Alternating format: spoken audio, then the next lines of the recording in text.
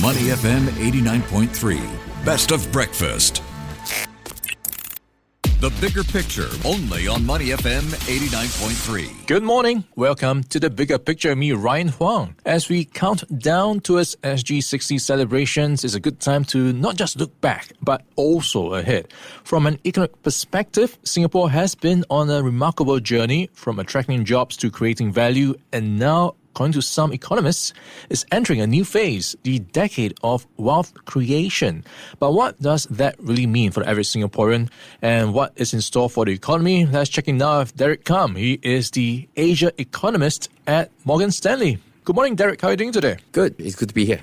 Yeah, so a lot to talk about when we look at the Singapore economy, and it's really evolved over the years. And you have this idea now that we are entering a stage of what's called wealth creation from value creation. Walk us through this thinking. Actually, our Singapore research team, right, they collaborated to actually publish a blue paper, and that title was Singapore at 60, Unlocking Wealth Creation. And it was to really highlight how Singapore can actually create wealth through three pillars. Number one, further developing the hub economy status. Number two, driving the early adoption of new technologies. And number three, reforming the equity market. So I think this wealth creation journey will essentially mean two things from a macro perspective, right? First, we think that the Singapore economy will be able to sustain real GDP growth at a pace of around 3% over the medium term. Second, we are projecting that the average household net assets could rise by actually 50% from about 2 million Sing dollars right now to about $3 million. Yeah, so all this, despite the uncertainties we're facing right now, we've got tariffs, we've got geopolitics, but still we're going to be powering along. What's going to be driving the growth? You mentioned the hub model. That's right. So at the outset, right, we must recognize that Singapore currently is already a very developed economy, and one that obviously faces the aging population. So for an economy with this kind of characteristics, the only way to actually sustain GDP growth will be through productivity. And there are actually two ways in which we can achieve this. Number one, as you mentioned, is through the hub-related industries. These are industries like, for example, manufacturing, wholesale trade, financial services. If you look into it, right, the productivity growth in these hub-related industries have been stronger than the national average over the last 15 years. And these industries are now about 63% of our GDP. So a very clear key contributor. You mentioned looking ahead. And as we look ahead, we've identified growth opportunities in areas such as energy, finance, transport and tourism, data and AI inference, in which we think that actually Singapore can further develop as a hub. The second thing is, if you take a step back, right, a lot of our economic success over the past decades have really been built upon this idea that we're staying very competitive, keeping in sync with global megatrends, and more importantly, using and adapting these trends to our advantage. Right? Today, the biggest megatrend is undoubtedly the advent of AI and humanoids, and we have strategies that are in place that can allow Singapore to capitalize on these opportunities to actually help us to generate stronger productivity outcomes. Okay, so AI, robotics, automation, all that could be part of the future growth engines for Singapore. What needs to be in place for Singapore to tap on these potential areas of growth? If you think about in the area of AI, we have actually had a national strategy that has been in place since 2019, and we've already updated it once in 2023. And also the other thing is that when you look at the global surveys of AI preparedness, adoption, scale, intensity, we rank very, very favorably. You may not know this, but we are home to actually over 80 active AI research institutions, 150 AI R&D and product teams, and there have been more than 1,000 AI startups. So I think AI holds a lot of promise in sort of raising the productivity of our workforce. The other aspect of it is really sort of like thinking about robotics and also automation. And I would actually add autonomous vehicles into that mix as well. We're very advanced in sort of automation adoption. We are the second highest number of industrial robots per worker in the world. And we've already sort of seen the robots being deployed in daily life. And also there's a forthcoming adoption of autonomous vehicles which can potentially reshape the urban landscape.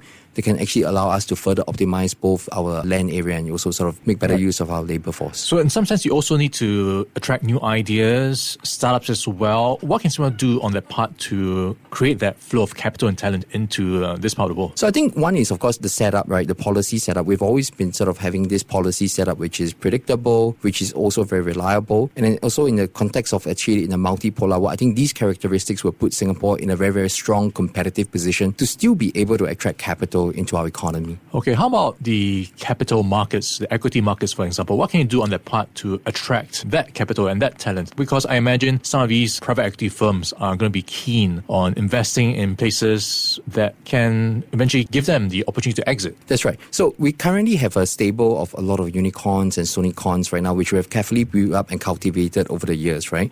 And also, if you look at the broader capital markets or broader corporate sector, there's also been an underlying shift in which businesses have been pivoting to higher return businesses, and they're also making better use of their capital and also their balance sheets. So what this has already resulted in is that the corporate ROE in the listed space has actually gone up, and that's something that my colleagues have highlighted in the paper, and we're actually expecting a continuation of this trend. So from that perspective, what the equity market reforms that can potentially sort of unlock is really from the valuation perspective.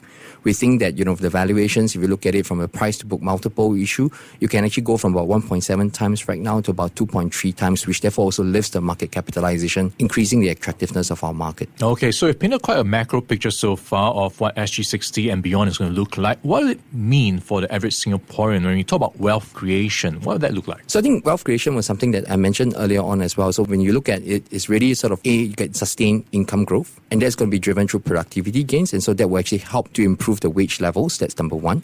The second thing is also that as you sort of continue to clip the GDP gains, right? And actually, if you look at the data over the last 5 years, Singapore has actually achieved the highest gains in per capita income around the world. So as you continue to sort of clip those income gains, that will undoubtedly add to your wealth, and that's what we're projecting over the next 5 years. Okay, do you see any changes in how Singaporeans might change the way they invest, spend, or even save in that sense when you have a different stage of growth? I would think that would be something that will sort of happen over a natural course over the next 5 years, as you sort of see, right? If you think about, let's say, in the past, as our per capita incomes have shifted, consumer preferences have also shifted as well. So as we project these continued gains in this GDP per capita and wealth, definitely there will be a lot of changes that can be forthcoming. Okay, so changes to look out for. Talking about changes, what are some of the biggest risks you think Singapore needs to look out for in the coming years that it should be on top of your radar? So we have actually covered quite a lot of ground over here, right? The base case that we have is really that Singapore is extremely well positioned to actually continue to lift productivity, helping to sustain GDP growth and bring about that wealth creation.